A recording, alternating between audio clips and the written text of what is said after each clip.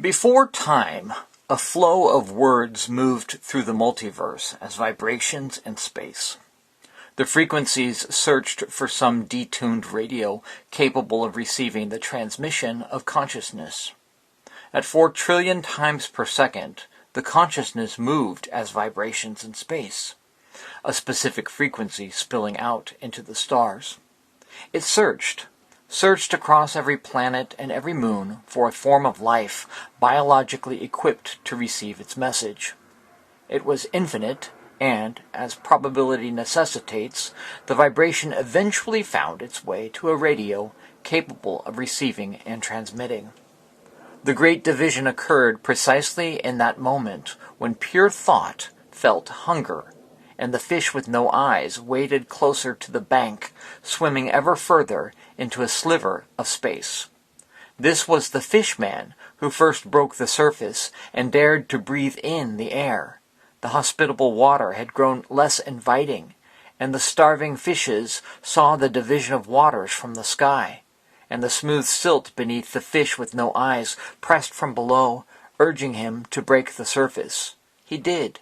His gills became lungs. The fish with no eyes instinctively lifted up through the water and bravely faced the choking heat. Others had done the very same thing, but the sulfur particles and radiation heat resonated a vibration in the DNA sequence which commanded their blueprint and embedded in life a change. In time, the mud grew thicker, the gills inverted, and the mud turned to dirt, and the fins split into fingers. The DJ from a distant world spoke fast and with meaning, and now each living thing is an electromagnetic resonator radiating oscillations in very high frequencies. We are he, and he is we, and the carousel turns counterclockwise. 5 fingers mirrored 5 more, and the web-footed priest remembered the memory of this moment, for the receiver itself was programmed into all that is living. The found one was twisted in the double coil, and human DNA followed for the frequencies to attach to the flesh and form into language as evolution of thought. Back then, I used to sit in the backyard and watch bees buzz from flower to flower. I knew them as angels, little specks of yellow fuzz and stingers. They carried with them all the magic pixie dust needed to keep the world alive. Occasionally, some of those fuzzy angels stumbled, faltering at my feet. I watched those dying bees. I saw them labor and breathe and flicker and fade. I wondered, would they send an invisible message back to the hive? Would the hive even notice their absence? Moreover, what was my role in any of this? Should I sit back, passive observer, and watch the scene unfold, all while doing nothing? Or should I do something? And what of the bees? Did they have a right to their own death? Did they have the right to their own suffering, the lameness, the asphyxiation? Or, since they fell at my feet, should I give them the mercy of a quick death? Don't you see? I do step on bees. I am the alchemical bumblebee, carrying with me a collection of cosmic space dust, clinging to my knees. They will mix different pollens to create new fruits, and like it or not, I am on an errand for my father.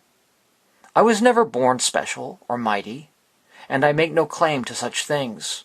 We know not what we are, but the design shapes us into what we will become.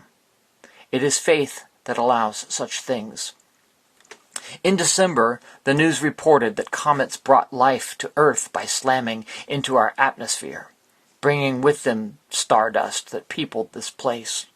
Like superfluous sperm spreading out, the comets mostly die on their journey, but somehow make it to its destination, perhaps more than 1, 2, so is the pattern of astronomy.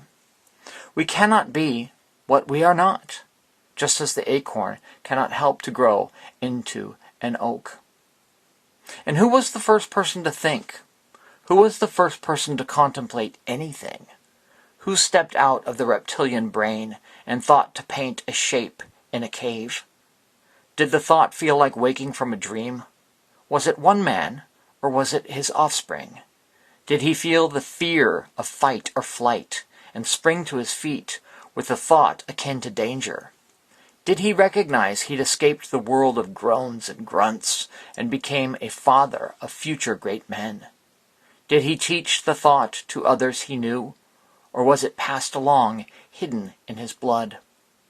Did he appear like a brand new leaf, having escaped the pit of the well? What was the first syllable consciously uttered by man? I do not mean the grunt or groan indicative of sentient life. I'm talking about a sound with symbolic meaning. How did we step from the reptilian to limbic? What transmission vibrated the earth on its axis? Stepping from that old place, the reptilian brain awoke and moved from the limbic and into the neocortex. What motive? The will of our Father cutting through sound. Then the vibration collapsed.